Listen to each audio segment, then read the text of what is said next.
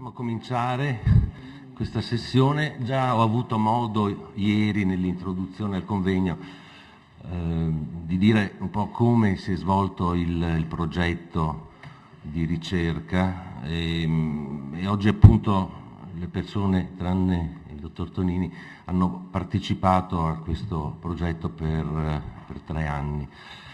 Darei subito la parola quindi a Sara Filippin, che dopo essersi laureata qui a Venezia con Zannier ha svolto proprio delle ricerche ormai da più di 10 anni con noi all'Università di Padova, ha partecipato a tutti i progetti di ricerca con me e il professor Brunetta e attualmente è dottoranda di ricerca proprio presso l'Università di Padova al Dipartimento di Beni Culturali.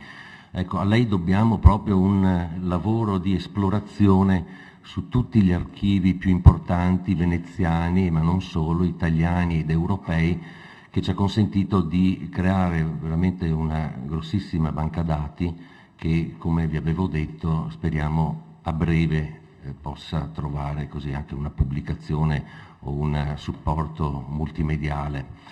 Quindi lascio subito a lei la parola, pregandola di stare nei tempi, anche se questa mattina tutto sommato forse rispetto a ieri abbiamo qualche minuto in più, quindi non sarò così cattivo come magari ieri qualcuno ha dovuto esserlo. Prego. Ecco, dunque innanzitutto volevo fare una premessa. Io facendo questo discorso ho voluto presentare alcune immagini provenienti dalle collezioni fotografiche veneziane, però farle vedere tutte durante questa mezz'oretta che mi è concessa ovviamente non è possibile, per cui ho preparato una selezione molto più ristretta che vi mostrerò adesso e invece la versione più ampia è visibile nella saletta qui al lato dove c'è lo slideshow diciamo completo che siamo riusciti a costruire. Ed entro subito nel vivo del discorso. Mi è parso opportuno, diciamo, per soffermarmi brevemente anche su qualche dato storico e numerico che è utile a ricordare quanto è stato fatto nel tempo a favore della fotografia veneta e veneziana ed avere un'idea dell'ordine di grandezze a cui ci si deve riferire. Nella nostra regione si possono individuare 2 momenti fondamentali diretti alla conoscenza delle collezioni fotografiche. Innanzitutto la rilevazione condotta dalla Regione Veneto è sfociata nella pubblicazione nel 2006 della Guida ai fondi fotografici storici del Veneto, uno strumento che è disponibile sia in formato cartaceo che anche online nel sito della Regione ed è in grado di darci una visione d'insieme dell'esistente. Pur con gli ovvi aggiornamenti determinatisi nel tempo, costituisce anche oggi un riferimento ineliminabile per chi voglia farsi un'idea, seppure succinta, del patrimonio fotografico regionale e veneziano. Tale rilevazione trovava a sua volta un precedente in un consimile progetto condotto nell'ormai lontano 91 a cura di Italo Zannier e Paolo Costantini, che a mia conoscenza non è stato pubblicato nei dettagli, ma di cui si conosce la relazione conclusiva. In essa Zannier affermava che quel censimento era il primo in assoluto di tal genere condotto in Italia e questo secondo me è un fatto non secondario che testimonia un interesse precoce da parte dell'ente regione verso la fotografia ben prima dell'emanazione nel 1999 del decreto 490. La guida della regione nella guida della regione sono pubblicate 193 schede che sono i fondi censiti allora e come potete vedere dai dati che ho riassunto ben 64 di queste collezioni sono presenti a Venezia, quindi una percentuale piuttosto elevata, un buon 33% sul dato regionale. Di queste 64 59 hanno sede proprio nella città di Venezia, le altre 5 sono dislocate nei comuni della provincia. Ancora qualche dato quantitativo. Facendo un semplice calcolo sulla base dei dati pubblicati nel 2006 si poteva stimare allora, con una approssimazione diciamo discreta, Il quantitativo globale delle fotografie appartenenti a quelle collezioni censite in circa 6 milioni. Si tratta ovviamente di un dato del tutto indicativo, dal momento che non sempre è possibile, non è stato allora ma non lo è neanche oggi, disporre di dati esatti o di stime attendibili, ma comunque credo che abbia un senso in qualche modo per avere perlomeno un'idea dell'ordine di grandezze con cui ci si confronta. Da quanto si leggeva nel 2006 non poche cose sono cambiate. Alcune delle collezioni allora rilevate non sono più disponibili alla consultazione per varie ragioni, e cito ad esempio quella della Biblioteca Scientifica San Marco dell'Ospedale Civile di Venezia, che è stata praticamente secretata per questioni di tutela della privacy. Ma alcune altre entità allora non registrate vanno invece oggi considerate. Alcune di esse sono emerse tra gli archivi che la Regione Veneto ha dichiarato di interesse locale, e mi riferisco qui alla Biblioteca Renato Maestro della Comunità Ebraica di Venezia, al Centro Interuniversitario di Studi Veneti, all'Archivio del Cavallino, Galleria e Edizioni d'Arte, all'Archivio Guido Alberto Fano, alla Fondazione Franco e Franca Basaglia, alla Società Europea di Cultura, alla Reale Società Bucintoro, all'importante Archivio Reberschak, di cui si parla spesso a Venezia, ma che è ancora orfano, di un interesse adeguato, allo stesso Archivio Graziano Araci, su cui non dirò nulla dal momento che è ben presentato nella mostra organizzata in questa occasione.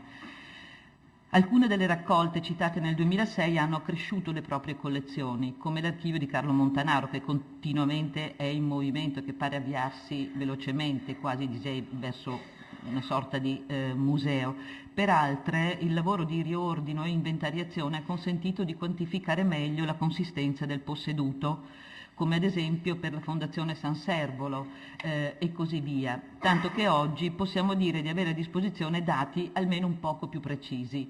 La stima quantitativa che possiamo avanzare oggi, ma ampiamente per difetto, ci dà un valore di quasi 8 milioni di unità. Per nulla inaspettato, considerati i dati che abbiamo sentito ieri. E ancora un dato. Le collezioni, mi riferisco qui adesso, scusate, mi ero dimenticata di passare.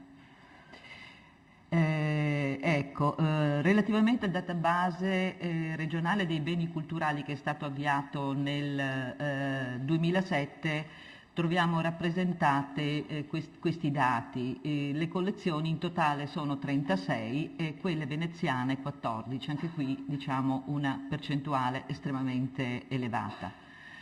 Ancora più eclatante è il dato se andiamo a vedere le schede che sono inserite nel database regionale, che ci danno un dato dell'83% che riguarda le collezioni proprio veneziane. E questo testimonia ovviamente dell'interesse per questo strumento. Va detto comunque che una parte consistente di questi dati è dovuta al catalogo dell'Archivio Filippi, che è stato riversato in maniera molto consistente, seppur in maniera totale, nel database regionale, ed è consultabile liberamente in rete. Vorrei iniziare poi attraverso questo è l'elenco degli archivi che possono essere consultati nel database regionale, e vorrei iniziare a parlare brevemente degli altri archivi che invece hanno avviato propri sistemi di catalogazione pubblicati nel web e che quindi sono liberamente consultabili anch'essi. Li farò scorrere per questioni proprio tecniche di gestione del PowerPoint, li farò scorrere adesso uno dietro l'altro perché altrimenti diventava estremamente complicato gestire la cosa.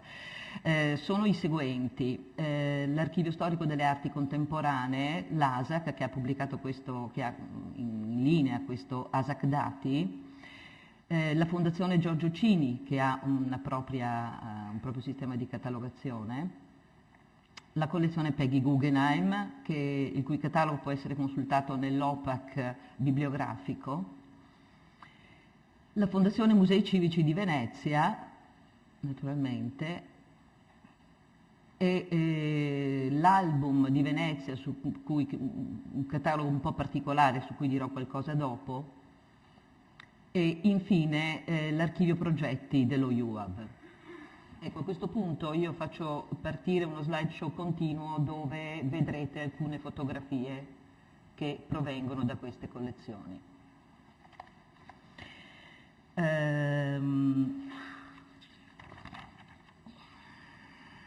Le collezioni dell'ASAC, parto con le collezioni dell'ASAC, sono molto conosciute, comprese quelle fotografiche, che sono di consistenza elevatissima, quasi 780.000 unità, pari peraltro alla loro importanza. È una raccolta che si è formata nel tempo con campagne fotografiche realizzate appositamente dalla Biennale, ma anche con immagini inviate dagli artisti stessi per necessità di stampa. È naturalmente una raccolta molto variegata, fatta di fotografie e di opere d'arte, ritratti di artisti, fotografie degli allestimenti dei padiglioni delle varie biennali, eventi, spettacoli, a partire dalla prima biennale, 1895.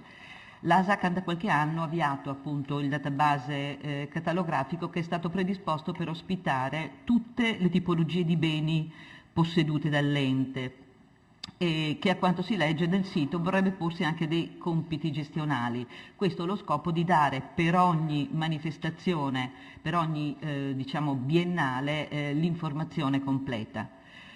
L'Istituto di Storia dell'Arte della Fondazione Cini è altrettanto cospicuo, anche qui siamo attorno alle 730.000 unità, è altrettanto importante. Ha avviato una base dati catalografica con la particolarità che l'oggetto di riferimento non è la fotografia, ma è l'opera d'arte che vi è rappresentata. Nel catalogo della Fondazione possiamo trovare quindi informazioni su opere che si trovano nei luoghi più vari. I dati sulla fotografia appaiono in una sezione dedicata ai documenti di riferimento con una serie di informazioni, per la verità non amplissima. L'importanza dei materiali della collezione Cini è nota a tutti. Per l'Istituto di Storia dell'Arte cito solo alcuni dei fondi presenti a titolo di esempio: il fondo Pallucchini, il fondo Berenson, che è stato ottenuto dalla Fondazione Itatti di Firenze come parziale risarcimento dei gravi danni subiti dalle collezioni della Fondazione in occasione dell'alluvione del 1966. Una ricca raccolta di fotografie di opere presenti in varie città venete appartenente alla Fototeca regionale. Il Corpus Gernsheim, un'impresa editoriale notevole di cui la Fondazione Cini possiede, oltre all'intera sezione italiana, una parte notevole anche riferita ad altre nazioni. E ancora il Fondo Sergio Bettini, in parte conservato anche al Dipartimento di Filosofia e Beni Culturali dell'Università Ca' Foscari, il Fondo Ralph Lieberman e via dicendo.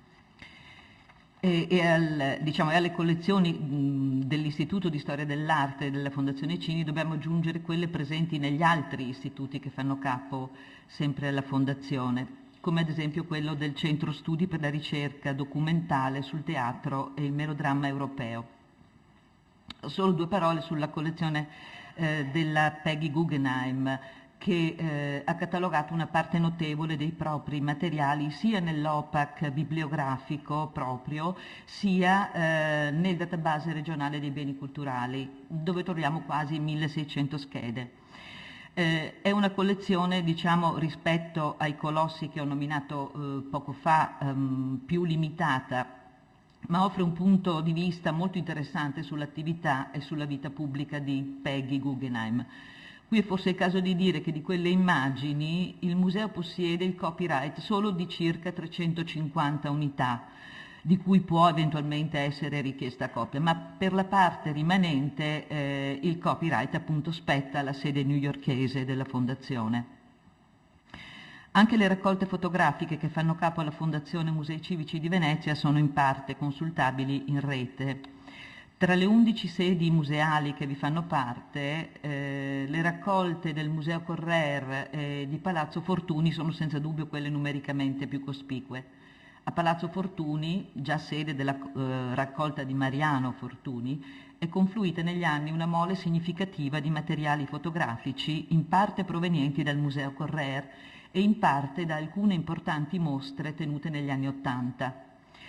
Probabilmente due degli accessi più significativi riguardano le circa 15.000 lastre del fotografo Fiorentini, che si preannunciano un documento prezioso sulle opere d'arte veneziane e non solo di ambito pubblico, ma anche collezionistico e antiquariale, che non sono ancora state catalogate, si spera che lo siano a breve, e le più di 1400 lastre provenienti dallo studio di Carlo Naia, acquistate dal Comune di Venezia a più riprese tra il 1930 e il 1942 e oggi finalmente disponibili alla consultazione, dopo il completamento della catalogazione e del restauro dei materiali. Se ne potrà leggere la relazione conclusiva, la relazione del lavoro svolto, nel prossimo numero del bollettino dei Musei Civici Veneziani. Questo intervento va ad affiancarsi alla ricerca condotta qualche anno fa dall'Università di Padova e diretta dal professor Zotti Minici sui materiali Naia conservati presso l'archivio Turio Böhm. Possiamo dire di disporre ora di molti più strumenti di conoscenza utili a ritracciare la fisionomia di questo importante fotografo veneziano, la cui fama è indubbia, ma sulla cui figura sarebbe forse opportuno ritornare a più di 30 anni ormai dalla prima esplorazione dell'archivio condotta da Italo Zannier, mettendo insieme e sistematizzando i dati raccolti diciamo dalle varie istituzioni che poi in questi anni hanno lavorato su questi materiali. E a questo proposito va detto che parecchi esemplari Naia sono presenti anche nel Fondo Filippi. C'è quindi una sorta di circolarità informativa che lega queste tre istituzioni, Palazzo Fortuni, Archivio Turio Böhm e Fondo Filippi, che andrebbe probabilmente precisata in maniera più dettagliata. Delle interessanti collezioni fotografiche di epoca risorgimentale presenti al Fortuni vi parlerà subito dopo di me il dottor Tonini. Io qui mi limito ad aggiungere che in quell'archivio ci sono certamente i materiali fotografici più antichi esistenti a Venezia, fondamentali per la storia della città ma anche per la storia della fotografia. Il secondo grande contenitore fotografico della Fondazione Musei Civici è l'archivio fotografico del Museo Correr, anch'esso ampiamente noto e fruito da un'utenza numerosa nazionale e internazionale, ma purtroppo non ancora presente nella piattaforma di catalogazione partecipata, a cui partecipa appunto la Fondazione Musei Civici, e quindi è consultabile solo in loco. Contiene una mole di informazione visiva estremamente ricca, calcolata in circa 75.000 unità, per i soli negativi e fotocolor, ma dato a cui bisogna aggiungere invece tutto il numero dei positivi e diapositivi e diapositive che non è ancora stato definito con sufficiente precisione, ma è valutabile anch'esso a parecchie migliaia. A quanto si può ipotizzare sfogliando gli inventari, l'archivio fotografico al Museo Correr fu organizzato come ufficio comunale autonomo all'inizio degli anni 30 del Novecento, ma in realtà contiene documenti di qualità molto elevata, anche molto precedenti a quell'epoca, e su temi molto vari. Ampiamente documentati sono il settore scolastico, urbanistico, sanitario, oltre che naturalmente artistico e culturale in genere o espositivo. Si tratta, come ben si può immaginare, di materiali di estremo interesse per la conoscenza della città, che sono ora consultabili solo in loco, ma che speriamo al più presto possano essere catalogati e fruibili online anch'essi. All'inizio degli anni 60 poi fu istituito un archivio fotografico specifico all'interno del settore urbanistica del comune e allora le due raccolte, archivio fotografico attualmente al Museo Correr e archivio urbanistica del comune, proseguirono per proprie strade diverse. L'archivio fotografico del settore urbanistica è oggi stimato a circa 70.000 negativi. Da qualche tempo ne è stata avviata la catalogazione che sta procedendo per aree geografiche omogenee, si è iniziato dal Sestiere di Castello ad esempio, e si proseguirà poi via via verso il centro storico. Mi si dice che al momento sono stati digitalizzati ben 55.000 negativi e nella piattaforma di catalogazione che il Comune ha scelto sono consultabili le prime 3.100 schede circa. Credo sia il caso di soffermarci un attimo proprio sulla piattaforma catalografica usata dal Comune di Venezia perché presenta alcune particolarità e a prima vista potrebbe parere un po' complessa. Per la pubblicazione di queste schede il catalogo del Comune si avvale di un contenitore chiamato Album di Venezia, a sua volta parte di un altro sistema più ampio, a cui partecipa anche la Fondazione Musei Civici. L'Album di Venezia è nato a seguito di una interessante esperienza di ricerca e raccolta iconografica direttamente presso i privati cittadini in occasione del cinquantenario della grande alluvione del 1966 e contiene ora le schede e le immagini originali in parte di proprietà privata e in parte provenienti dalle raccolte fotografiche comunali.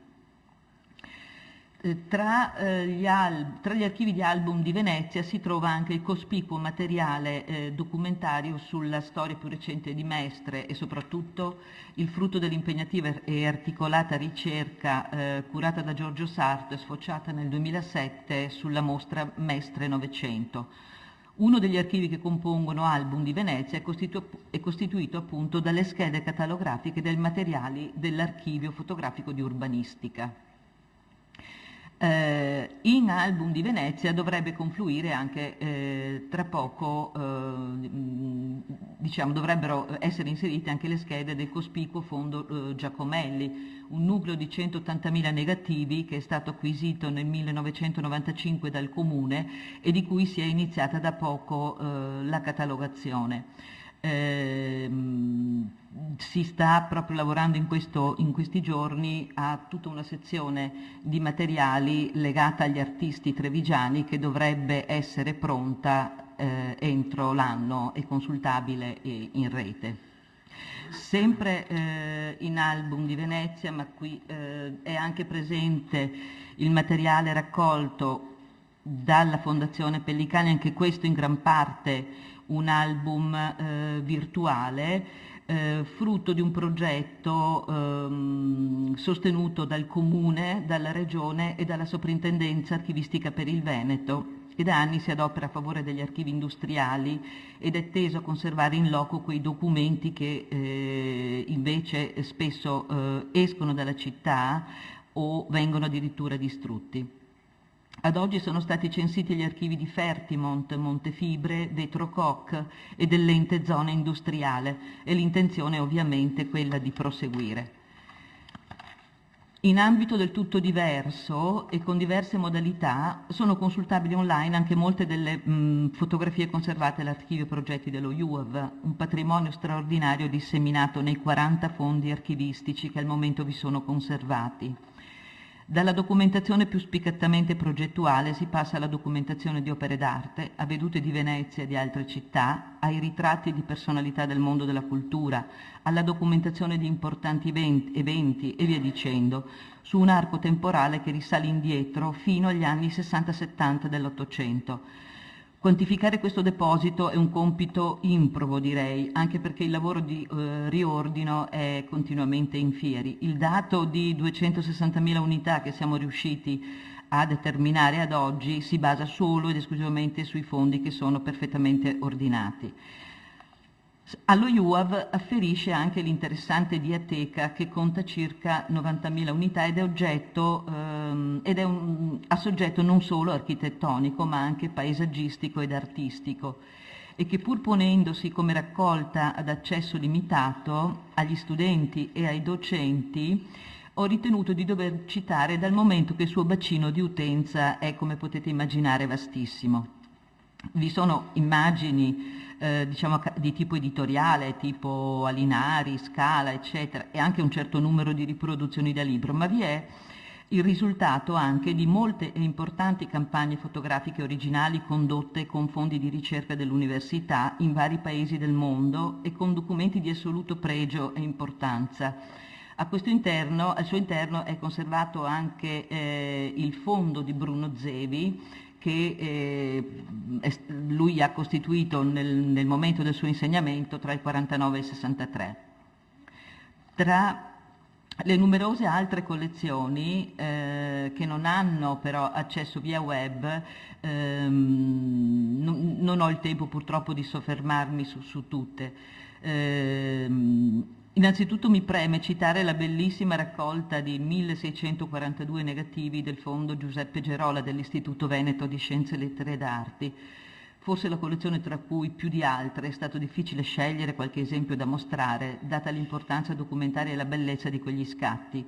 Si tratta di negativi realizzati tra il 1900 e il 1902 dall'archeologo e studioso Giuseppe Gerola durante una missione di studio a Candia, a Creta, finanziata proprio dall'istituto che ci ospita.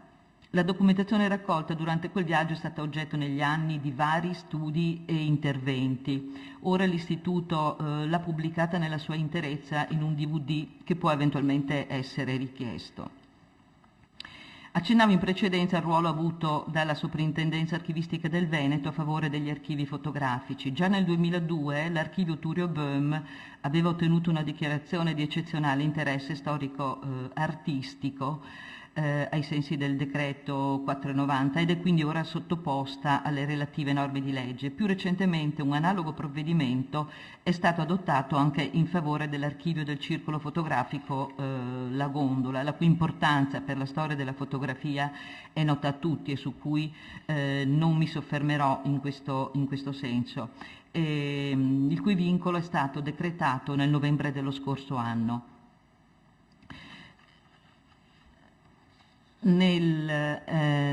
Ricordo sì, che sempre lo scorso anno è stato anche pubblicato un volume a cura di Giulia Clera sull'attività e sulle collezioni raccolte in oltre 60 anni di vita del circolo.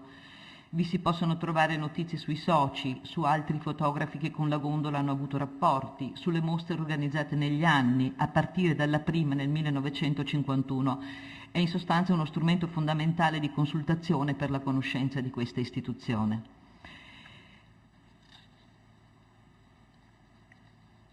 Il ruolo della soprintendenza archivistica è stato determinante anche nel promuovere e sostenere l'acquisto da parte del Ministero per i beni e le attività culturali del fondo fotografico di Luigi Bortoluzzi, comunemente noto come Fondo Borlui, che è stato affidato alla cura e alla competenza dell'Archivio di Stato di Venezia. La guida regionale del 2006 stima la consistenza di questo fondo di negativi in 43.200 unità. Il lavoro di riordino e catalogazione per cui è stato recentemente avviato un progetto pilota curato dal dottor Giovanni Caniato dell'Archivio di Stato e condotto da Daniele Resini si presenta molto complesso e laborioso, sia per l'assenza di strumenti di corredo utili al riordino e identificazione dei materiali, sia anche per la stessa struttura fisica del fondo, che è costituito da rullini variamente suddivisi, spesso in spezzoni. I risultati di questa prima esplorazione sembrano ripagare comunque degli sforzi dispiegati. A quanto promettono le immagini che il dottor Raffaele Santoro, il direttore dell'Archivio di Stato, ha gentilmente concesso di mostrarci in anteprima, il fondo risulta effettivamente molto interessante e ricco di spunti informativi. Di più ne sapremo il 25 ottobre prossimo, quando verrà inaugurata presso l'Archivio di Stato una mostra che darà conto dei primi risultati di questo lavoro, appunto di questo progetto di riordino del fondo. Non ci resta che sperare che questa acquisizione inauguri un circolo virtuoso anche a vantaggio di altri archivi, forse meno noti, ma probabilmente non meno interessanti e fondamentali per la storia veneziana.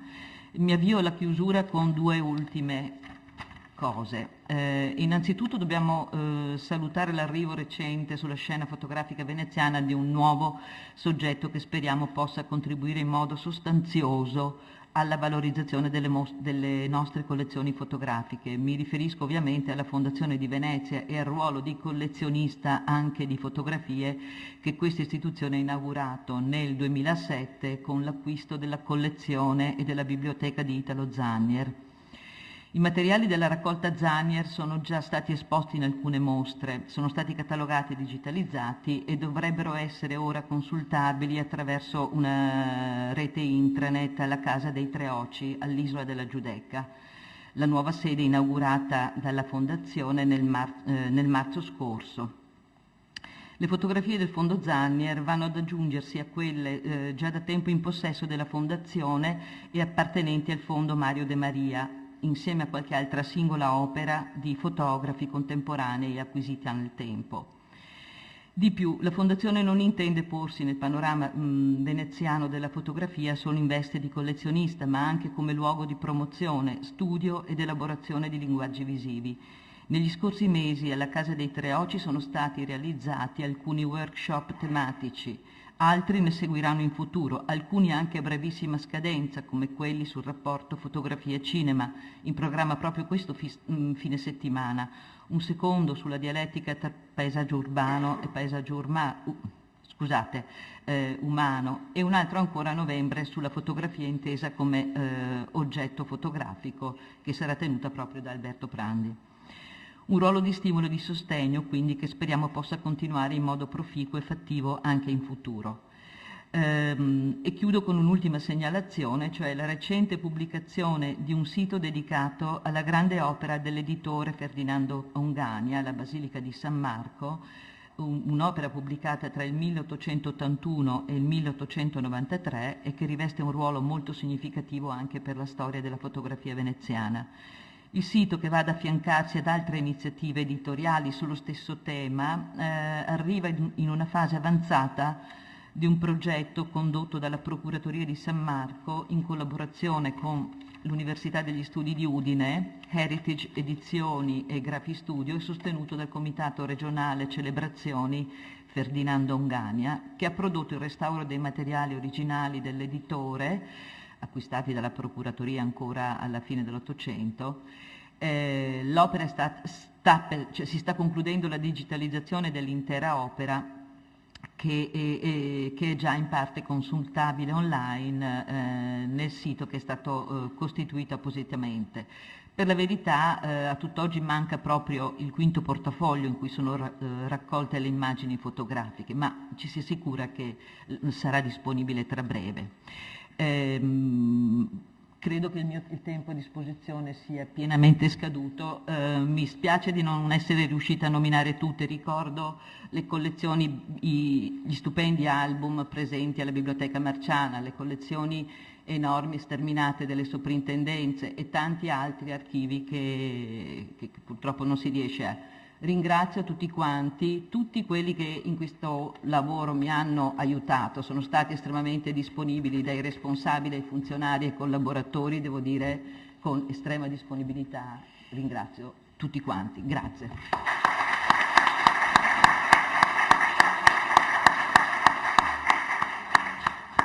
Bene, grazie Sara.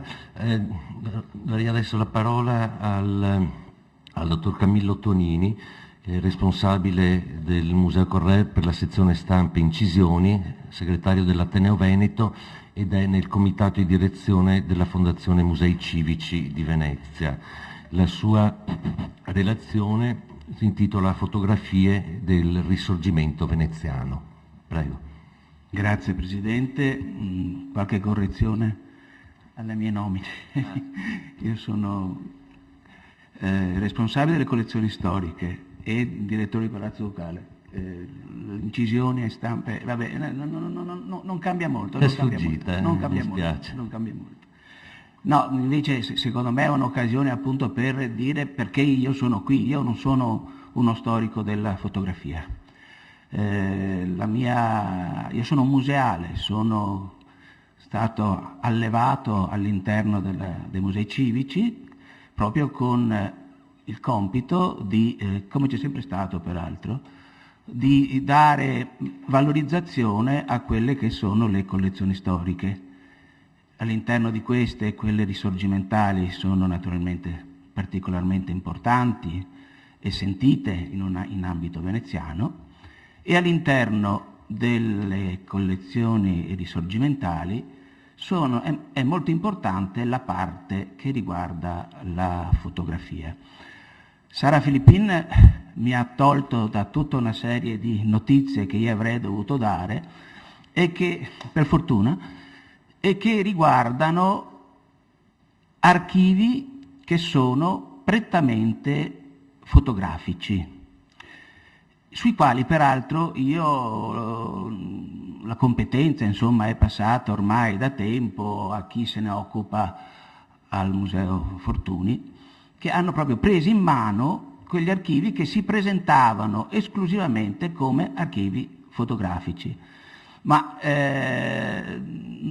evidentemente la storia della fotografia, l'immagine di Venezia, la fotografia a sostegno della storia non passa solamente attraverso gli archivi che in una qualche maniera sono arrivati o a noi o ad altre istituzioni proprio esclusivamente come archivi fotografici, ma passa anche attraverso altri tipi di archivi che sono compositi e sui quali io vorrei oggi così riflettere su alcuni casi, su delle cose che possono capitare, che capitano a chi si occupa di conservazione e che quindi vorrei proporre, insomma, quantomeno a una riflessione comune. E proprio in relazione poi ai problemi di provenienza, conservazione e collezionismo. Bisogna tenere assolutamente presente, e qui lo ribadisco con grande affetto anche, che la memoria risorgimentale ha portato una quantità enorme di immagini fotografiche ai nostri centri di conservazione. Quelli che hanno partecipato in una qualche maniera, in prima persona o per ricordi familiari, all'epopea risorgimentale veneziana, aveva raccolto nelle proprie case una quantità di immagini fotografiche che poi, assieme però a tutta un'altra serie di altri documenti, che poi ha affidato in questo caso al museo della città, facendo arrivare quindi alle nostre collezioni una enorme quantità di informazioni che erano quelle che avevano vissuto loro direttamente in prima persona. La fotografia, bene o male, è sempre stata qualche cosa che non è costata moltissimo, quindi di immagini fotografiche nelle famiglie dei patriotti veneziani ce n'erano tantissime e che sono state poi quindi trasmesse alla memoria pubblica.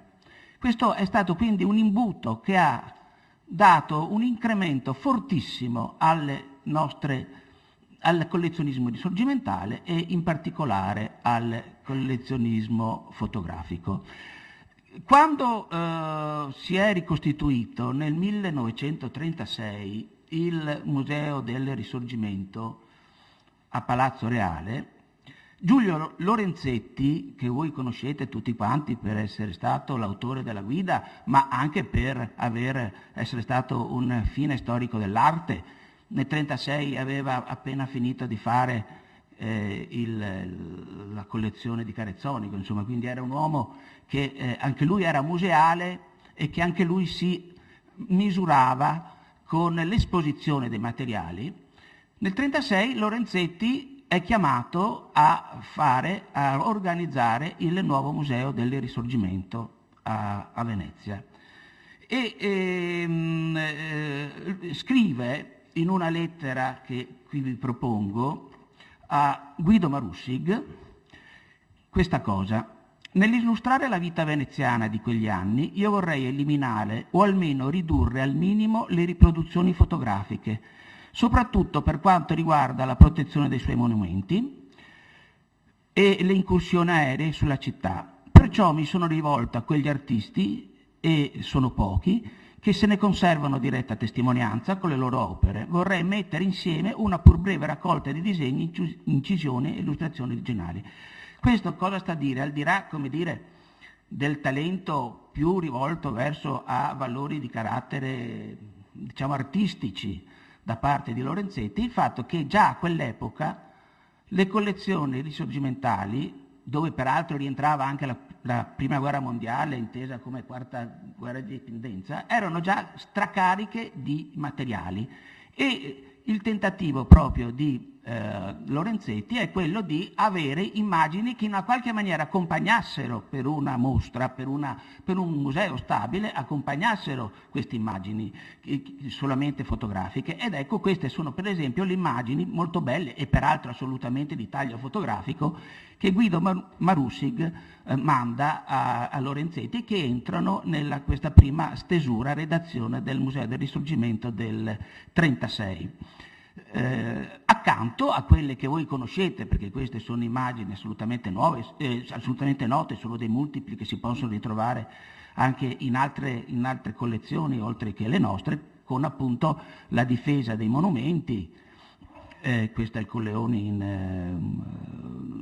a San Giovanni e Paolo, oppure i palloni antiaerei, oppure questa che è una foto, che è una posa sostanzialmente, cioè sono stati messi là dei personaggi con il fucile in mano a mimare, ma poi era vero, la contraerea che si usava in quel periodo. Molti di questi materiali, grazie anche a dei colleghi qui presenti della sovrintendenza, sono entrati abbastanza di recente in una mostra che è stata organizzata al Museo Correr, che si chiamava appunto Venezia tra arte e guerra, organizzata allora da Giorgio Rossini, che era il sovrintendente, dove questi materiali, anche all'apporto appunto di quelli portati alla sovrintendenza, hanno dato immagini di questo periodo della Prima Guerra Mondiale e della sofferenza che ha avuto la città di Venezia, che spesso tra l'altro si tende anche a dimenticare, a non capire il sacrificio o non sapere bene il sacrificio che è stato fatto in questi 4 anni di guerra. Ma appunto la casistica, questa casistica dei nostri fondi, in questo caso sono fotografie sciolte che sono al Fortuny, sono già state depositate al Fortuny, erano prima al Museo Correr perché facevano parte appunto dei fondi risorgimentali. Abbiamo per esempio in una guida dell'Arsenale di Guido Casoni, che è stata recentemente ripubblicata proprio anche con l'intervento dell'Istituto Veneto, la guida del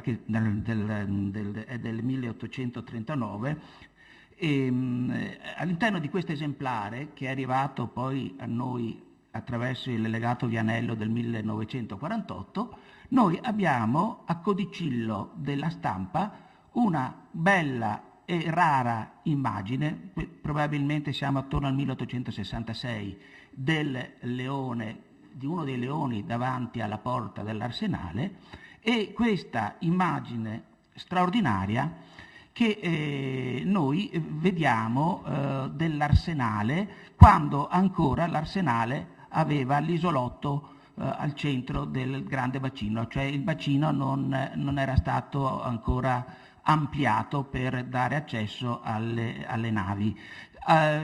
Vedete che questa fotografia riporta appiccicata, attaccata, incollata nella parte superiore una scritta, ed è una lettera di Bartolomeo Cecchetti, che era allora il direttore dell'Archivio di Stato, che così recita: aggiunsi una fotografia che io credo l'unica, non posta in commercio e fatta in barba al fu governo austriaco dell'Arsenale stesso, a volo d'uccello dal campanile di San Francesco della Vigna, dove era proibito recarsi a tale effetto. La aggredisca per i suoi studi e le sue considerazioni. Ora, questa fotografia straordinaria si trova all'interno di un libricino 15x10 che è all'interno della biblioteca del Museo Correr. Il problema è: che devo fare io di questa fotografia? Che è un documento straordinario, perché questa qui si ripiega, la vedete, insomma, no? Cioè proprio ogni volta che si apre questo libricino, o se va in mano anche, come dire, a qualche utente che magari è poco esperto o poco attento, questa fotografia può continuare a deteriorarsi se non si tocca con i guanti, e tutte quelle cose che Sara Filippini sa benissimo, perché le fotografie, come tutti quanti gli altri materiali di pregio, vanno conservati in una qualche maniera. Se io la lascio lì, sono a rischio di lasciarla lì e di deteriorarla ulteriormente. Se io la stacco dal libro, della quale è parte integrante, perché queste notazioni fanno, insieme ad altre scritte a mano, insomma, fanno parte dei codicilli di chi ha posseduto questa guida. Voi capite che questa è una problematica che va al di là degli enormi numeri di cui Sara ci ha parlato, ma è un pezzo unico, ma però il problema lo pone. Devo separarla o la devo tenere lì? E se la separo, che rimandi devo fare? Sono i problemi della conservazione che credo che in questo convegno abbiano comunque anche eco. Questa è un'altra cosa ancora. Allora questa è, mi dicono i miei tecnici, è una carta salata che fa parte, che io ho trovato casualmente all'interno dell'archivio Donat alle Rose. L'archivio Donat alle Rose è un archivio che viene comprato tramite Lorenzetti, cioè per volontà di Lorenzetti, che aveva fatto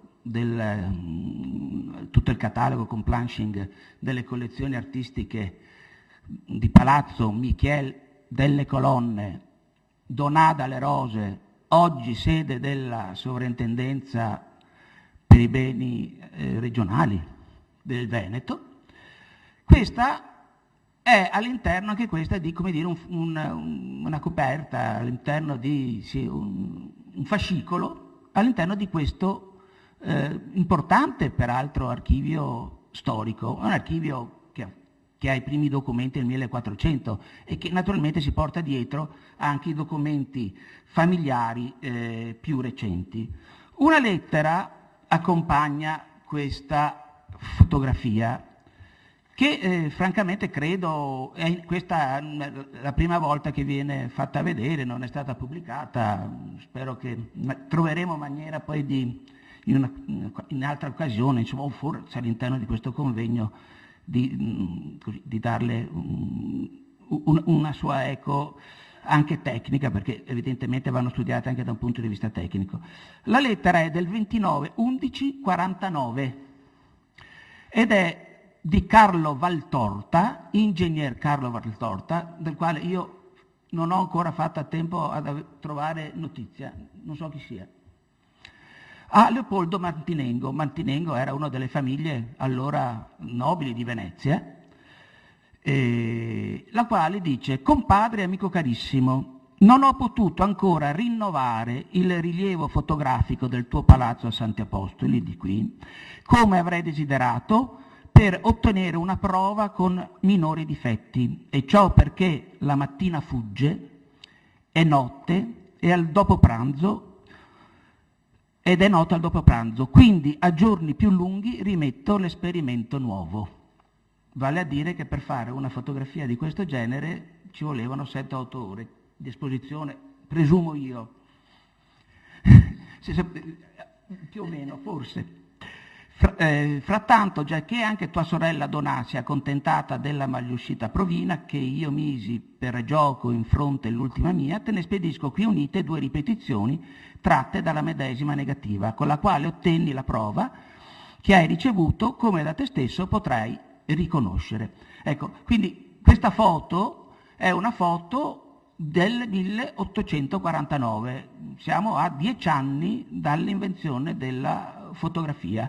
E evidentemente, tra l'altro, all'interno sempre dello stesso fascicolo si cita anche una foto sempre fatta da questo ingegner Carlo Valtorta del 1845. Quindi siamo veramente agli albori della fotografia. Anche questa è all'interno di questo archivio. La difficoltà è riuscire a capire o la problematica se va estratta, va estrapolata o che cosa o come vada essa conservata. Ecco, questo è l'ingrandimento di quanto vi leggevo prima. Ci sono poi alcuni fondi che fino a questo momento, a questo punto, non sono stati ancora assolutamente interessati da nessun tipo di indagine, ma non solamente fotografica, anche indagine a tutto tondo. Quando si affrontano questi fondi, come dire, risorgimentali, storici, evidentemente devono entrare in campo più competenze, perché c'è la competenza storica, c'è la competenza della storia della fotografia, ci sono le competenze della conservazione, ci sono delle competenze in questo caso assolutamente tecniche, perché il personaggio che vedete alle mie spalle è Carlo Ghega. Carlo Ghega è una persona a cui abbiamo dedicato una parte poi della mostra di Venezia che spera ultimamente, tra le mostre che hanno del centenario. Carlo Ghega è nato a Castello, era un ingegnere nato a Castello nel 1802 e che entra a far parte dei tecnici che si occupano delle ferrovie nell'impero austriaco, ed è lui il quale fa una grandissima carriera e riesce a diventare il capo delle ferrovie austriache, cioè dell'impero addirittura, ed è lui il quale costruisce la ferrovia del Semmering, che è quella tra Lubiana e Vienna, una ferrovia arditissima che arriva ad altezze quasi 1500 metri d'altezza, con quindi anche dei problemi tecnici molto, molto importanti, molto difficili, ed è lui il quale alla propria morte lascia, nel 1861,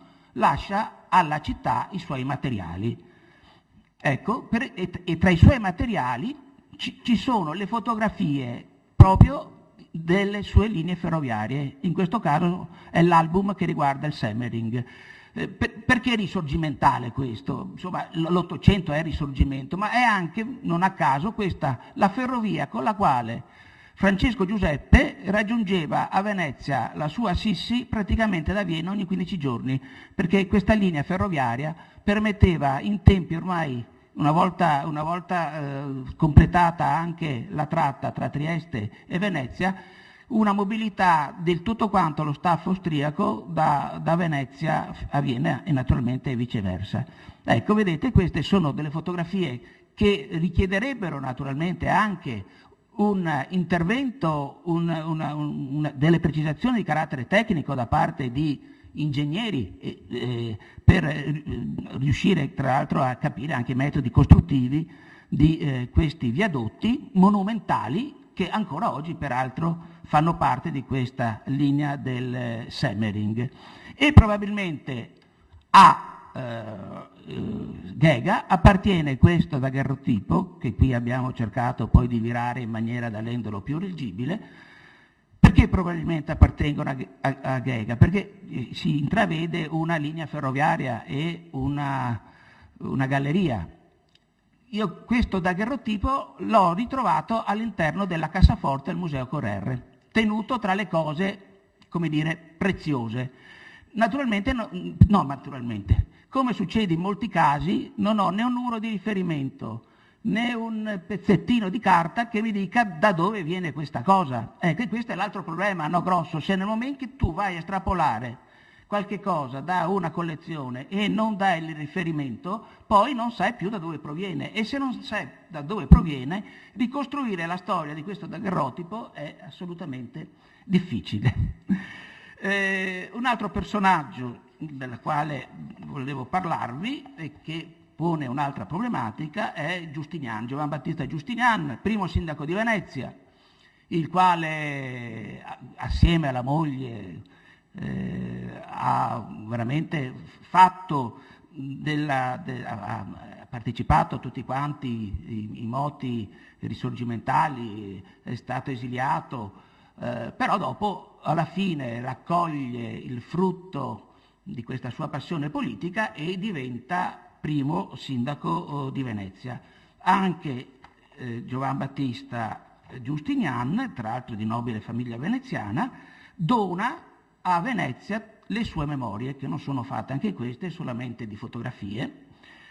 Qua per esempio il Collegio Municipale di Venezia nel 1863, quindi insieme i personaggi principali dell'epoca, i rappresentanti del plebiscito veneto, che sono andati a Torino il 4 di novembre del 66 a portare i voti del plebiscito fatto a Venezia, che decretavano la volontà dei veneziani di aggregarsi all'Italia, e questo Giustinian lascia le sue collezioni e le sue proprietà alla moglie, Michiel, la quale poi le destina in parte a opere di beneficenza, tipo l'ospedale Giustinian oppure l'asilo Giustinian, e poi anche una parte a queste memorie patriottiche le vincola alla scuola femminile intitolata Giustinian, che è vicino all'Accademia, con il vincolo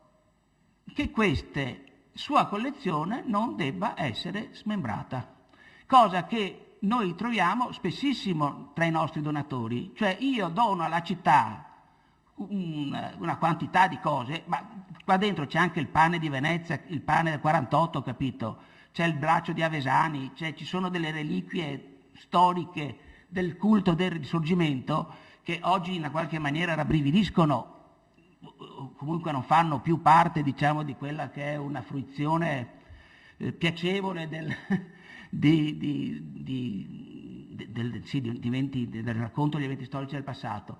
Però ecco, il vincolo di non smembrare la collezione è un'altra di quelle problematiche che oggi, rispetto ad archivi che sono compositi, ci mette in una qualche maniera in guardia a separare le fotografie, cosa che si è fatta nel passato, perché quelle che stanno al Fortuny sono quelle che in una qualche maniera sono state portate via dagli archivi esistenti e messe delle cassette perché erano fotografie, punto. Quindi decontestualizzandole da chi le aveva donate e quindi anche dal concetto del collezionismo. Così come le enormi quantità di materiali che provengono da altri due donatori, che sono in questo caso Pietro Cortes, che garibaldino, diciamo, fa parte della generazione del secondo Risorgimento, ferito a Bezzecca, fa dell'essere stato egli garibaldino e dell'aver partecipato all'epopea risorgimentale, ne fa un motivo di collezionismo esasperato. Questo ha raccolto di tutto e di più, pezzi di giornale, articoli, tutti quanti monumenti fatti a Garibaldi, una quantità di oggetti, di ricordi che sono poi confluiti nella raccolta Cortes. La raccolta Cortes, che è ancora in parte insondata, perché le fotografie appunto per la maggior parte sono confluite nelle cosiddette memorie patriottiche, dove peraltro ci sono anche oggetti di questo genere, appunto come fotografie come questa, che sono fotografie note, non è che qua vi dia degli inediti, ma insomma questo qua è l'inaugurazione del monumento a Manin, piuttosto che questa invece l'inaugurazione del monumento a Tommaseo. Sono cose che poi sono entrate nelle pubblicazioni. Queste sono le celebrazioni che vengono fatte per i fratelli Bandiera, queste sono le celebrazioni che vengono fatte nel 1907 invece per Garibaldi, per il centenario della morte di Garibaldi. Ma poi lascia, ed è ancora al Corriere, io veramente vorrei lasciare questo testimone a qualcheduno, lascia un archivio fatto di fascicoli e fatte per nomi e cognomi di personaggi dell'Ottocento. Allora, Cortes fa il garibaldino, viene ferito, come tanti garibaldini, a un certo momento, una volta ritornati diciamo alla vita borghese, gli devono trovare un mestiere. Anche Garibaldi ha avuto questo problema, che gli dovevano trovare qualcosa da fare. Diventa direttore del carcere della Giudecca. Dal carcere della Giudecca poi lo passano a Nisida e da Nisida va a finire a Napoli. Quindi per 20 anni fa il direttore di carcere. Evidentemente impara a fare il direttore di carcere e in tutto questo collezionismo che lui fa, di carattere risorgimentale, apre tutta una serie di fascicoli, che sostanzialmente è una schedatura, di artisti, di onorevoli, di tante categorie, di donne famose, e le mette in ordine. E questo archivio che noi abbiamo ancora al Correr presenta, come in questo caso, è Wulten. Wulten è un commediografo, un poeta, voi sapete, dell'Ottocento, dove anche qua abbiamo dei ricordi di carattere ortografo del signor Wulten assieme alla fotografia, che è anche questa che è compresa all'interno di questa fascicolazione, proprio come si usava fare, come si usa fare all'interno di un qualsiasi archivio poliziesco o di carcere. Ecco, anche questa qua è una, problematica di come affrontare questi archivi che hanno anche questo importante valore iconografico per la loro portata, appunto, delle immagini, di come doverci comportare. Altra grande cespite delle collezioni risorgimentali sono quelle legate al nome di Dal Medico.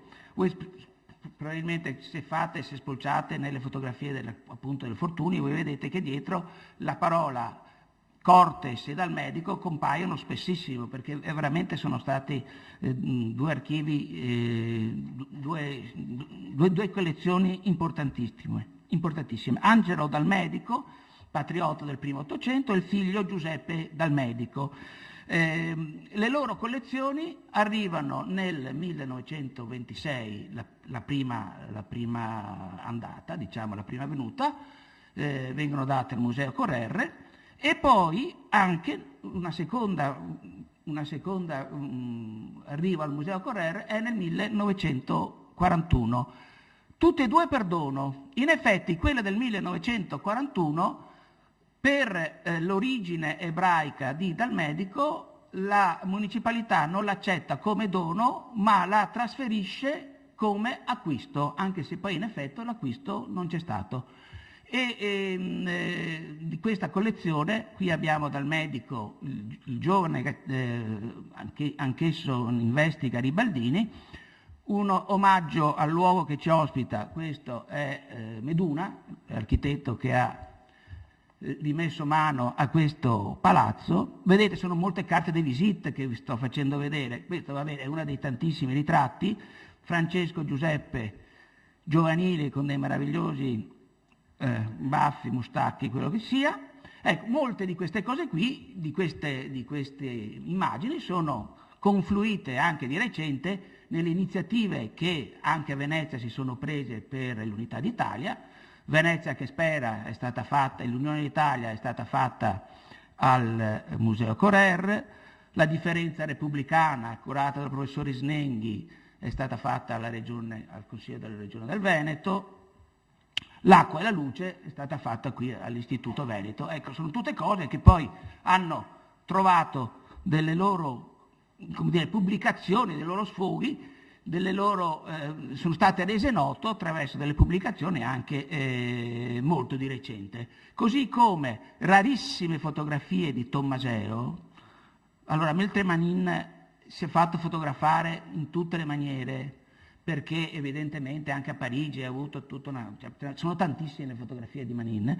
Quelle di Tommaseo invece sono rarissime, perché uomo evidentemente schivo, e poi si capisce anche probabilmente il perché. Queste sono delle fotografie probabilmente di età matura e giovanile. Questa è una da cui poi tra l'altro Giacomelli ha ritratto, ha preso il dipinto che adesso è a Firenze alla Libreria Nazionale, e queste sono proprio le ultime fotografie che riguardano Tommaseo, la testa michelangiolesca del povero amico vecchio Tommaseo, ecco, vedete, decrepito fino proprio a essere impietose queste ultime qui, e forse appunto queste qua sono state fatte a Firenze, questo è anche Schembocke, quindi voglio dire c'è anche una firma molto, molto nota tra quelli che sono stati gli artefici, i primi artefici della fotografia, e queste sono entrate qualche tempo fa in un'altra mostra che è stata fatta alla Marciana, Niccolò Tommaseo, il suo mondo, patria e nazioni, dove anche materiali fotografici, accanto ad altri materiali, hanno trovato una loro esposizione. E qui ancora un altro un altro di quelli che ci hanno dato maggior cespite, proprio maggior alle nostre collezioni, che è Giorgio Manin, il figlio di Daniele, che vi ho detto di fotografie di Daniele ce ne sono tante.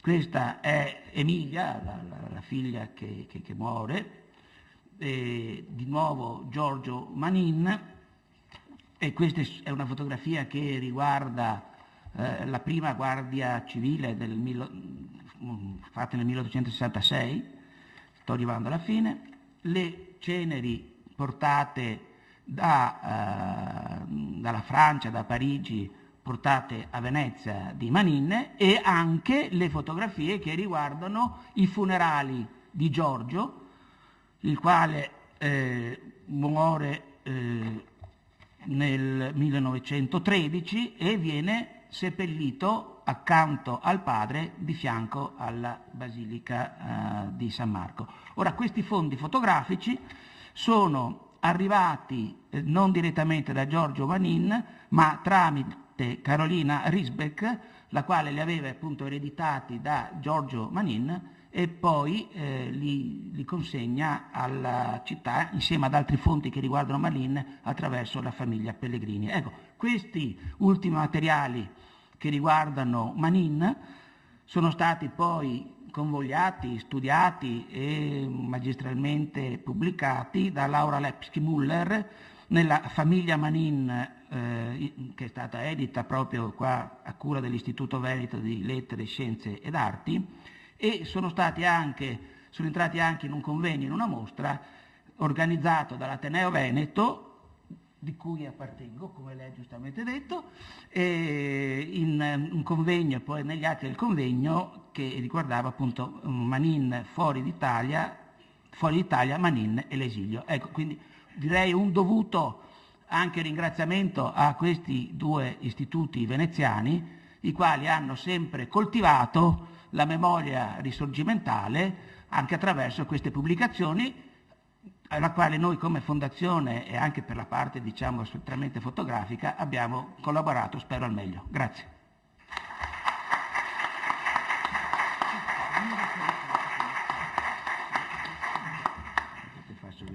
Grazie per la bellissima comunicazione.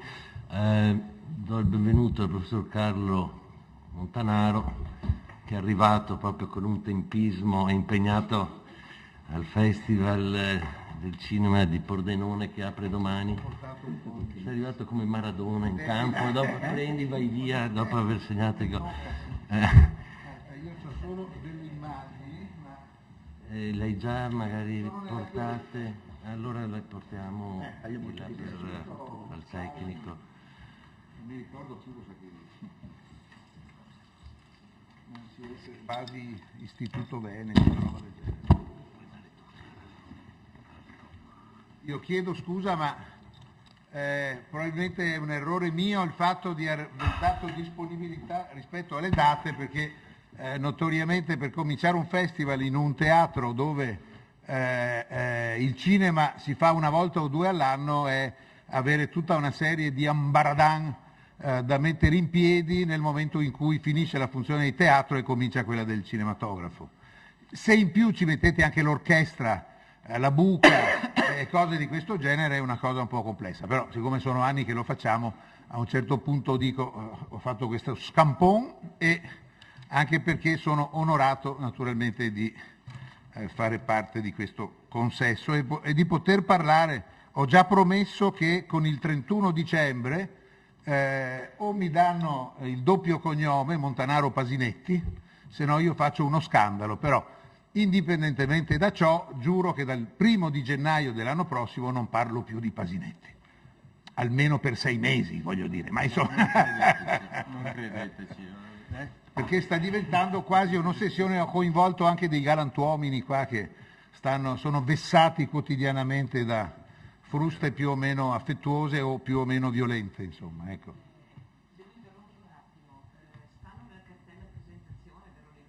Non so se sia presentazione, è verso la fine perché l'ho messa da poco, ci deve essere scritto Pasi, prese in Pasi, una roba così, sì. Sicuro che Sa cosa vedremo? No, le donne nude sono da un'altra parte. Anzi, pardon, le foto artistiche, perché quando si parla di fotografia ci sono sempre le collezioni in casa delle foto artistiche. Allora, vado? Sì, così vado via prima. Sì, non ti ho neanche presentato, hai già cominciato. Che ne so. La pensione mi sta dando alla testa. Allora, nel 1987 a Venezia l'ufficio cinema del comune diretto da Roberto Elero ha voluto ricordare la figura di un grande fotografo direttore della fotografia di origine veneta, ma francesizzato da una lunga permanenza al di là delle Alpi. G.R. Aldò, al secolo Aldo Rossano Graziati da Scorzè. A lui si devono i bianchi e neri straordinari della seconda fase del neorealismo, dalla Terra trema di Visconti a Miracolo a Milano a Umberto D a Stazione Termini di De Sica, oltre che film più difficilmente etichettabili come La Provinciale di Mario Soldati o Cielo sulla palude di Augusto Genina, e ancora i colori straordinari di Metasenso di Visconti, quelli della Battaglia e di certi interni caravaggeschi. Quello che a suo tempo, Aldò è morto prematuramente durante le riprese di Senso nel 1953, drammaticamente per incidente automobilistico durante il trasferimento della troupe da Verona a Venezia, quello che appunto la critica dell'epoca trovava inusitato era il suo provenire dalla pratica della fotografia, come se i due linguaggi fossero contrapposti o quantomeno distinti. E la successiva celebrazione diretta della scomparsa improvvisa poneva l'accento proprio sulla sua trasgressività, coniugata all'intuitività, come se la scientificità collegata alla professione fosse una sorta di blocco all'espressività della materia fotografica nel cinema.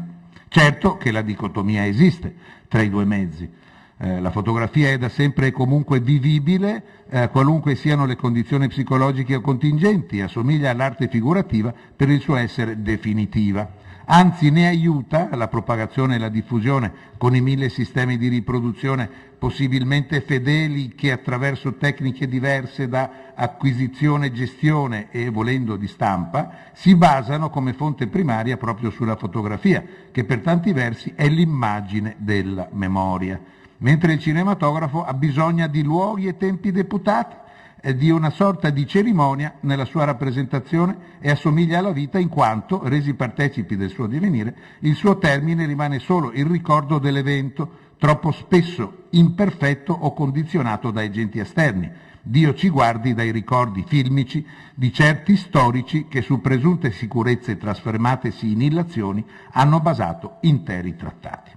Non a caso, proprio qui in convegno sull'attività di Aldò si è rammentata la sua ascesa verso la direzione delle luci, ascesa che è passata attraverso la foto di scena, ovvero quel ruolo professionale che nell'industria del cinema serve per produrre immagini da distribuire a livello promozionale e pubblicitario, immagini che quasi mai corrispondono alla realtà dei fatti cui si riferiscono. Non si tratta infatti di ingrandimenti ricavati dai fotogrammi originali, ma di creazioni a latere che raramente rispettano la focale, il rapporto cromatico e tonale, l'angolazione della ripresa effettiva. E qui torniamo ad Aldò che, fotografo di scena in Francia negli anni 40, addirittura chiedeva ed otteneva di variare l'illuminazione per rendere fotograficamente quel clima altrimenti ricercato dal regista. Non a caso Jean Gilly, storico francese specialista nel cinema italiano, ha ricordato il fascino straordinario di quelle fotografie, fascino che non si sposava assolutamente con la qualità delle luci dei rispettivi film che egli poté vedere solo in un secondo tempo rimanendone sfavorevolmente colpito. La foto di scena per il cinema ha quindi la stessa funzione che la fotografia ha nella nostra vita, di rendere gradevole, cattivante e gustoso, in una parola memorabile, l'accadimento cui si riferisce. Mentre la foto d'attualità, come il cinema o la TV giornalistico-informativa, delega ai professionisti il compito di rendere tangibile l'essenza del reale, dell'avvenimento che non ci ha visto né compartecipi né spettatori. come la foto di documentazione, ma anche il documentario scientifico, etnografico, sociologico, su qualunque supporto sia realizzato, può arricchire ogni comunicazione culturale dandoci, prima di entrare a pieno diritto nel nostro patrimonio conoscitivo, quasi l'impressione di aver partecipato ad una esperienza altrimenti impraticabile. La foto di scena allora prende a paradigma il lavoro di Aldò, ha la funzione di attirare il pubblico, di attizzare la sua curiosità, di invogliarlo a partecipare ad un evento che consente di dar vita a quell'immagine fissa o a quanto quell'immagine fissa evoca.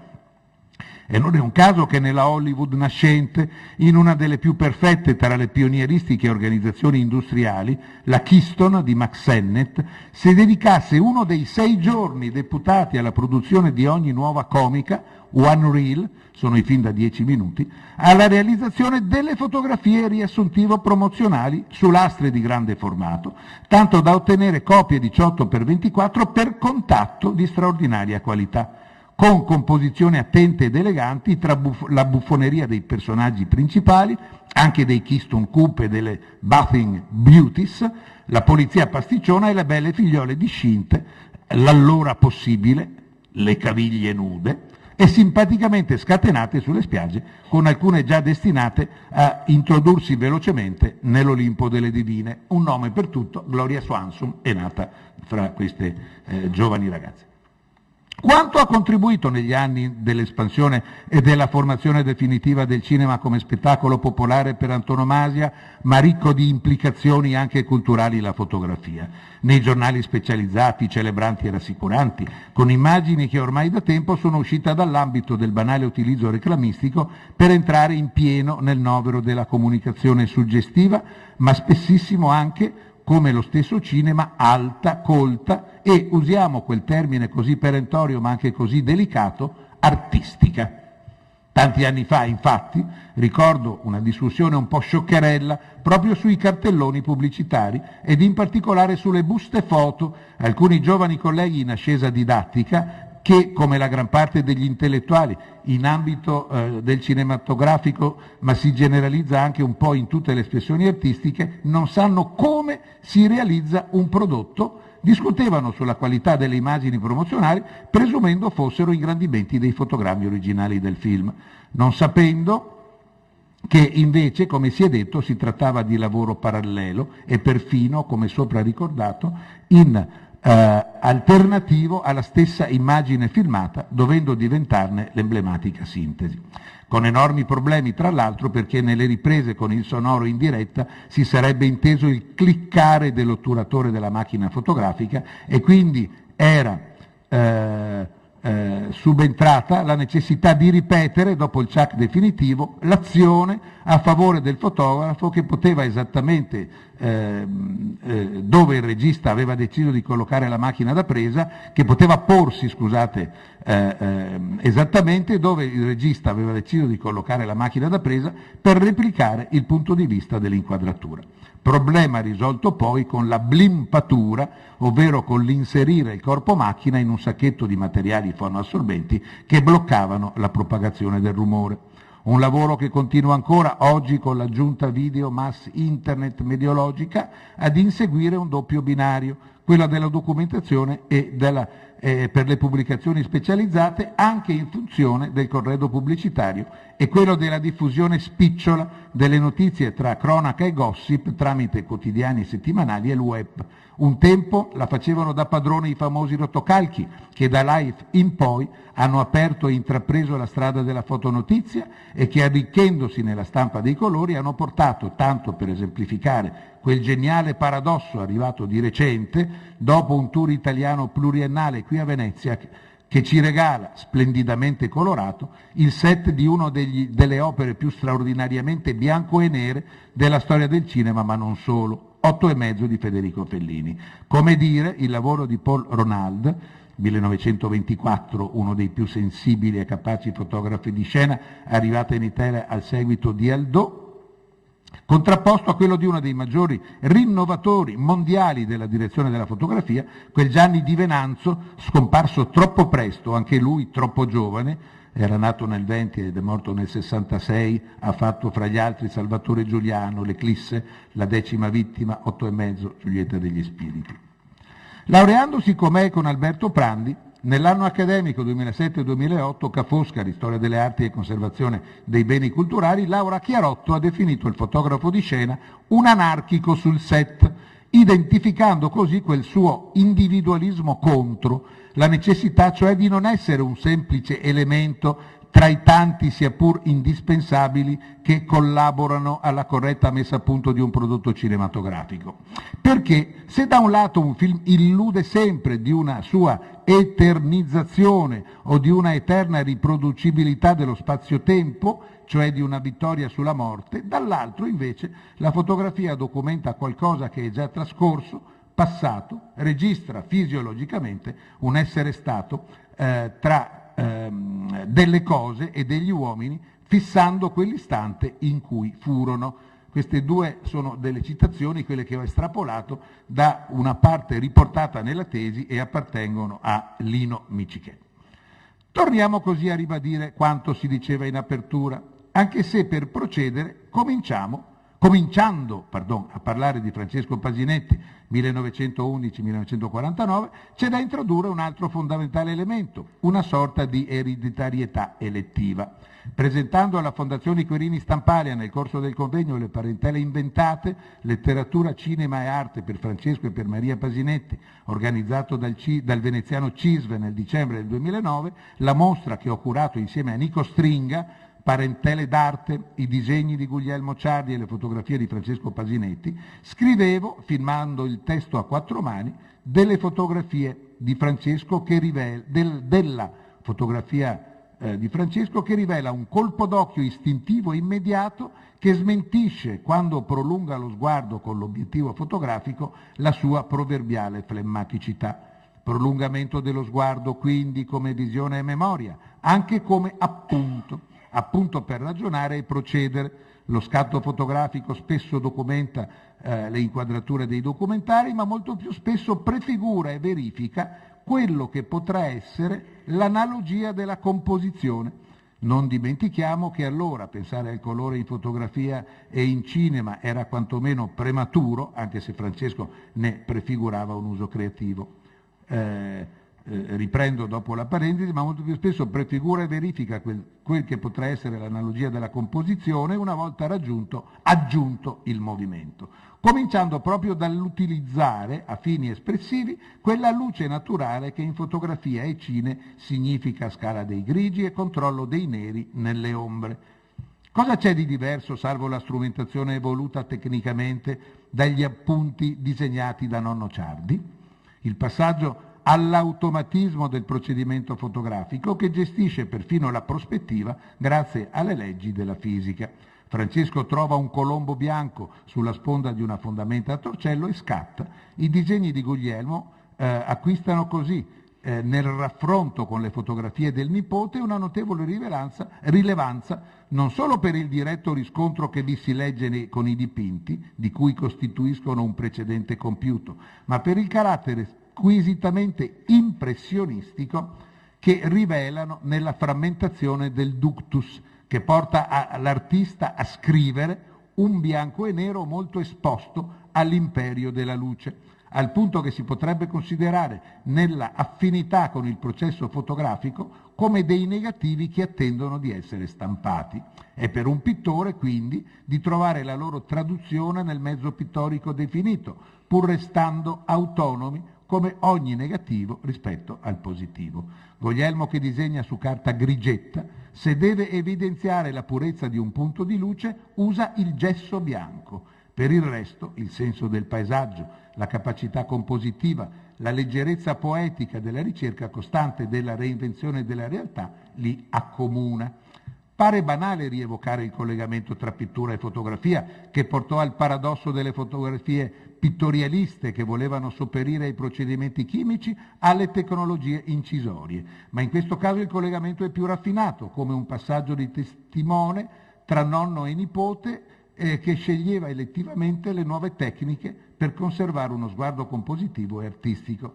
Scrivevamo ancora, con Stringa nel 2009, nelle immagini che lo ritraggono al lavoro sul set, fondamentalmente Venezia, Francesco Pasinetti ha sempre a tracolla una macchina fotografica, la fotografia quindi come prolungamento della visione e della relativa memoria, da quanto si è salvato dal tempo e dalla sfortuna l'incendio della casa studio veneziana, si può constatare il passaggio dei supporti utilizzati, dalle lastre di vetro ai grandi formati su celluloide, arrivando negli anni 40 al 24x36 il Leica, che significa scandire la storia della fotografia in funzione dell'immediatezza e della velocità. Non si conservano fotografie da studio al di fuori di alcuni provini di giovani aspiranti attrici, particolarmente Carla Del Poggio, realizzate al Centro Sperimentale di Cinematografia. Alcuni perché anche le moltissime altre verifiche di fotogenia su volti maschili e femminili realizzate durante il suo periodo di insegnamento al centro sono sempre istantanee con la macchina in mano a luce ambiente. Con tutto quello che ha fatto e ha detto e ha scritto, quasi impossibile un inventario definitivo, non ha praticamente mai trattato di fotografia nella sua breve ma intensa vita Francesco Pasinetti. Ecco, questa è stata una scoperta in realtà. Io ho messo in movimento tutti gli amici con i quali stiamo lavorando e praticamente non ha quasi mai lasciato, cioè tracce rarissime. Ma nel film lexicon del 1948 dedica più spazio al fotografo di scena che non ai distinguo collegati alle attività di colui che ormai da anni dovrebbe giustamente chiamarsi autore della fotografia, ma che allora era nominalmente ancora incerto tra l'operatore e il direttore della fotografia. Quest'ultimo termine è allora di recente acquisizione nordamericana, arrivando a non avere nello stesso film due professionisti, diceva Pasinetti, diversi a seconda che si trattasse di filmare in interni o in esterni. E questo è particolarmente Eisenstein l'ha sempre attuato. Il lemma recita: fotografia di scena, fotografia in posa, eseguita durante il lavoro di presa per far conoscere i momenti fondamentali del film. La fotografia di scena corrisponde di solito nel cinema industriale non ad una inquadratura specifica del film, bensì ad una azione che in una determinata scena si sia svolta. Talvolta la fotografia di scena, che viene in tal caso detta si gira, mostra anche il regista e i suoi collaboratori al lavoro. Un film è di solito accompagnato da una serie di fotografie di scena che variano da un minimo di 24 a un massimo di 60. Le fotografie di scena comprendono altresì fotografie di singoli attori, gli attori riuniti in un quadro, ancorché questo non corrisponda ad una inquadratura del film. Servono come materiale pubblicitario e dimostrativo dell'opera cinematografica. È tendenza di alcuni registi particolarmente coscienziosi di pretendere che le fotografie di scena corrispondano esattamente a inquadrature del film. Qui forse Francesco pensa soprattutto a se stesso, a quell'uomo con la macchina fotografica di qui sopra che mentre gira scatta, perché sin dall'inizio del suo interessarsi alle immagini in movimento è stato anche l'uomo con la macchina da presa, come tutti i cineamatori che si rispettino, continuando a girare da solo, conoscendo le regole tecniche e da immagazzinare materiale da usare se e quando necessario in un secondo tempo. Venezia con la neve, Venezia con l'acqua alta, Venezia con la nebbia, e contemporaneamente a fotografare, ovvero l'uomo che pensa in automatico alla composizione mettendo insieme i due linguaggi che hanno comune determinatore. C'è da dire che è il caso più unico che raro, avendo Pasinetti realizzato un solo lungometraggio e molti cortometraggi, sia dal vero che in interni reali che necessitavano di illuminazione e di rinforzo. Un tempo la bassa sensibilità della pellicola in bianco e nero rendeva impensabile lavorare come è diventato possibile oggi quasi dappertutto senza luce artificiale. Ma l'osservazione di Jean Gilly riguardo ad Aldò, ricordata all'inizio dell'intervento, per Pasinetti diventa ancora più paradossale. Aldò rifaceva la luce per ottenere fotografie che evocassero più che la scena l'idea del film. Pasinetti faceva foto che servivano come documentazione e promozione del suo lavoro di regista, ma che nel contempo potevano sempre e comunque vivere di vita autonoma, come semplici, equilibrate, composite, belle fotografie. Come nel caso di Gilly, Anche a chi scrive è capitato di conoscere, avendole avute in affido dagli eredi, prima le fotografie dei film rimasti custoditi nei magazzini senza più diffusione per anni e anni. Ed è stato sempre sorprendente, se non proprio magico, ritrovare un'azione inquadrata correttamente, composta e bilanciata, che altri non era se non il prolungamento in movimento di una bella composita e bilanciata immagine fotografica, magari appena reinquadrata nelle indicazioni allo stampatore. Francesco non faceva, come molti dei suoi amici fotografi o grandi fotografi, camera oscura, per un affinamento del taglio, o meglio, le foto che nello stampone incollato sulle bustine da biglietto da visita, ecco, le facciamo rivedere? Grazie. Le foto che nello stampone incollato sulla bustina da biglietto da visita, che conteneva il negativo dell'immagine, conservano i segni più evidenti di una reinvenzione a posteriori dell'equilibrio formale. Raramente, però, in questo caso sono quelle di scena, ovvero direttamente collegate alle singole inquadrature delle sue opere. Vedete, qua ci sono alcune, sono poche, proprio appena dei piccoli segni, e in queste, che saranno circa 2000, mi pare, no? Bustine, eccetera, spesso c'è, e è sempre mescolata l'inquadratura di un film insieme alle foto che magari gli venivano da fare mentre stava girando. Quindi è una macchina da guerra, insomma. Lui va, poi rielabora un pochino, passa a Mattiazzo, lo storico stampatore che oggi non c'è più, dove vicino c'era fino a pochi anni fa la Galleria del Cavallino, dietro Piazza San Marco, ed ecco che venivano fuori queste immagini. Fra queste sono soprattutto alcune immagini di Venezia Minore, sono addirittura da vivo. Sarebbe interessante conoscere il rapporto tra il materiale effettivamente filmato e la durata finale dei suoi cortometraggi. Normalmente la prassi è di 3:1, 1000 metri per un metraggio conclusivo di 300, lo standard classico dei 10 minuti. Oso credere che a Francesco ne bastassero di meno, perché incertezze e pochi sprechi, se il taglio viene automatico, conoscendo preventivamente per sopralluogo o esperienza il posizionamento del sole e quindi la potenzialità nella qualità tonale, aiutata in qualche caso dall'utilizzo corretto dei filtri colorati, sia per cine che in fotografia, atti a pilotare il contrasto del bianco e nero. Nella nostra epoca digitale, elementi questi tutti appartenenti ormai alla storia. Ma per tornare al nostro tema, anche nei rapporti fra fotografia e cinema, come per il teatro, per la radio, per la saggistica, per la didattica, pur non riuscendo a realizzarsi completamente, esercitando esclusivamente la professione che amava di più, quella del regista, Francesco Pasinetti si conferma in quel suo ruolo anomalo e irripetibile di consapevole sperimentatore.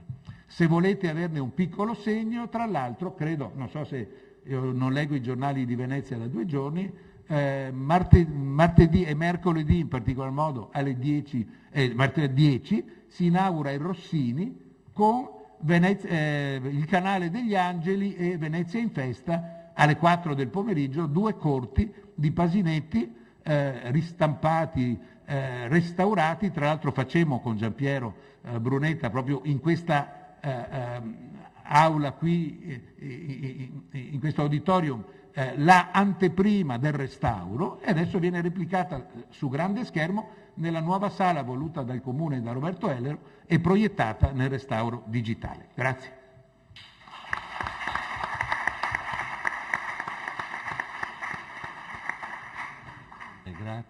Grazie Carlo, e ci fermiamo per un coffee break, un quarto d'ora, magari non di più, seguiranno le altre 3 relazioni. Grazie.